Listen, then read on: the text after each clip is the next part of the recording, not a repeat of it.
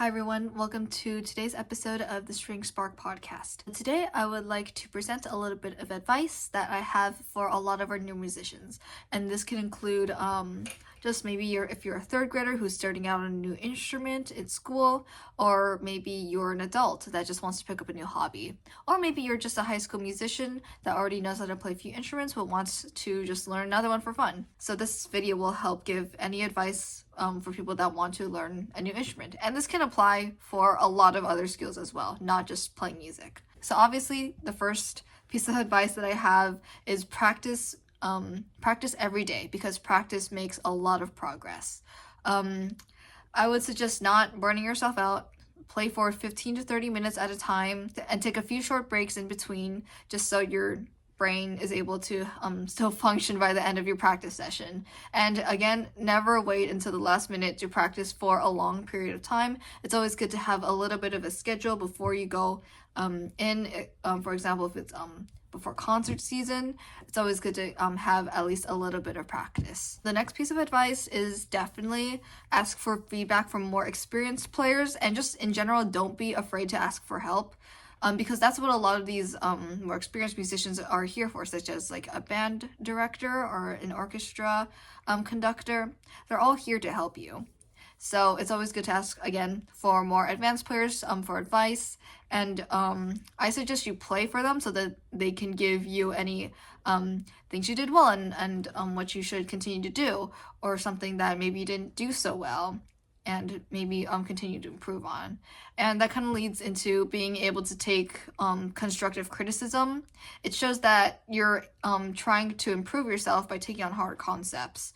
If you're always just playing the same thing and it's going to be perfect, then you're not really improving yourself. So it's good to be struggling at some things at times.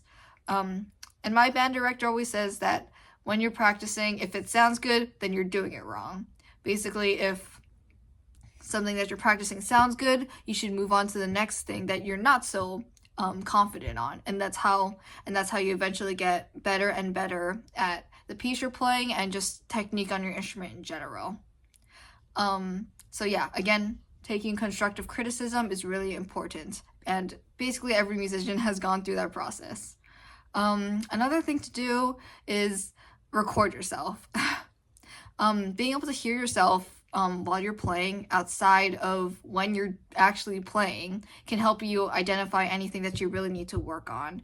I know it's kind of awkward having to like set up the camera and then listening to your playing and kind of cringe at maybe any places that you didn't do so well on, but trust me, it's very important to be able to listen to yourself and be able to give criticism to yourself, because my drumline teachers always said to me that eventually there's going to be a point where you can't really have a teacher anymore. You need to be able to focus on what you need to improve on yourself. So yeah, again, recording yourself and being able to give yourself that feedback, as well as asking for others and having the healthy balance of doing so. Another thing I would like to add is definitely try to take a break if you're stuck on something. A lot of times, again, this kind of ties back into not burning yourself out. It's always important to be able to kind of take a step back and see, and maybe ask yourself, what am I doing wrong? Why do I keep getting this one part? Why do I keep playing this one part incorrectly? And so just take a breath, take a few steps back, maybe take your mind off of the piece, go do something else you enjoy, maybe take a nap. And yeah, maybe like what I like to do is the next day I go and I look at the part again and just see if my brain has kind of reset itself.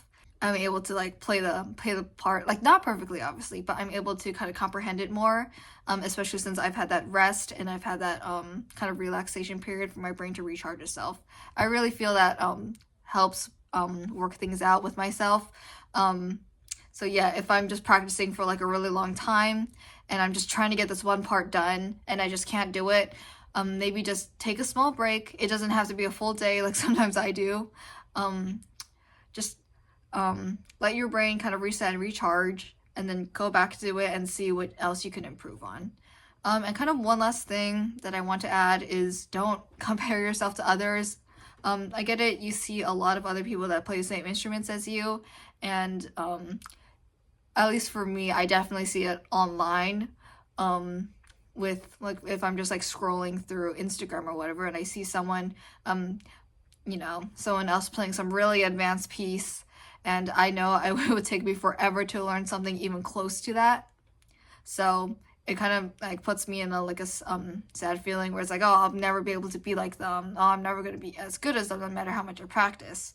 And you really gotta like put into perspective how much time and energy that some people have put into their instrument, which is very commendable, and I really respect them for that. But also you gotta kind of look at yourself and see that maybe you're just new at it, and obviously you're going to get better with practice, but again, don't compare yourself to others. There's not going to be any good that comes out of it. It's just going to make yourself feel worse and eventually just want to give up. So instead, I would like to see it as an opportunity or inspiration to get better, not just